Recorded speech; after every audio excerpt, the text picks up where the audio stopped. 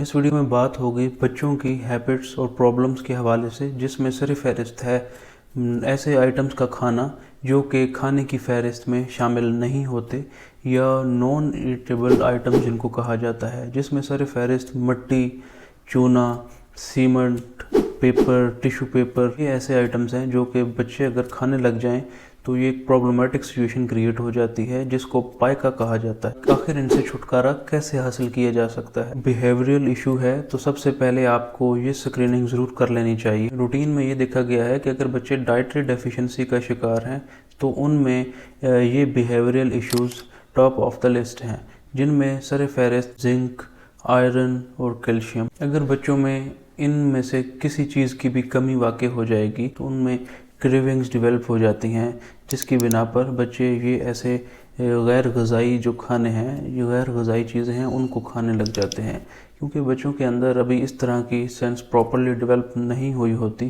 کہ وہ فیڈ کی ڈیمانڈ کریں، وہ کھانے کی ڈیمانڈ کریں۔ کسی چیز کی کمی کا بچے شکار ہیں تو آپ سپلیمنٹیشن سے ان کی سم ٹائم بچے چیز کی ڈیمانڈ کرتے ہیں کھانے کی، سم ٹائم وہ پراپرلی نہیں کر پا رہے ہوتے، تو اس وجہ سے ان کو جب کریونگز ہوتی ہیں تو اس طرح کی جو نان ایٹیبل آئٹمس ہیں ان کو وہ کھانے لگ جاتے ہیں۔ اسیسمنٹ بے حد ضروری ہے کہ بچے میں کس چیز کی کمی واقع ہو گئی ہے، کون سے سپلیمنٹس کو ان کی ضرورت ہے، تو وہ سپلیمنٹس آپ ان کو ٹائملی سٹارٹ کروا دیں۔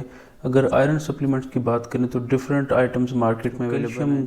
کے سیرپ اگر آپ دیکھیں تو انسٹیک ڈی، اوسنیٹ ڈی، یہ سپلیمنٹس ہیں۔ زنک کے بھی ڈیفرنٹ سپلیمنٹس ہیں، اورسیرس، زنک کیٹ اور کسی supplement according to age and weight آپ پریفر کر کے ان کو آپ سٹارٹ کر سکتے ہیں آپ اپنے ڈاکٹر کی ایڈوائس سے۔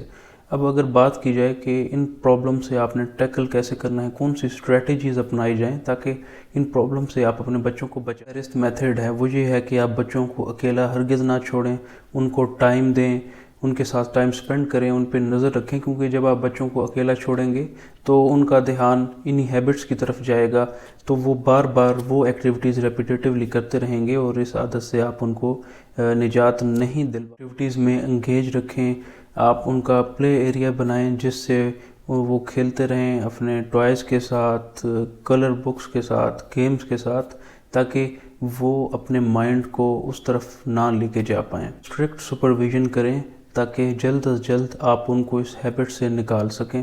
آپ بچوں کا ایک پراپر میل پلان سیٹ کریں، آپ ان کا ایک پراپر ڈائٹ پلان سیٹ کریں اور جو ہیلدی نیوٹریٹو ویلیو والا میل ہے آپ ان کو وہ دیں۔ دن میں آپ ایک ٹائم فریم سیٹ کر لیں جس ٹائم فریم پہ آپ نے بچوں کو میل دینا ہے۔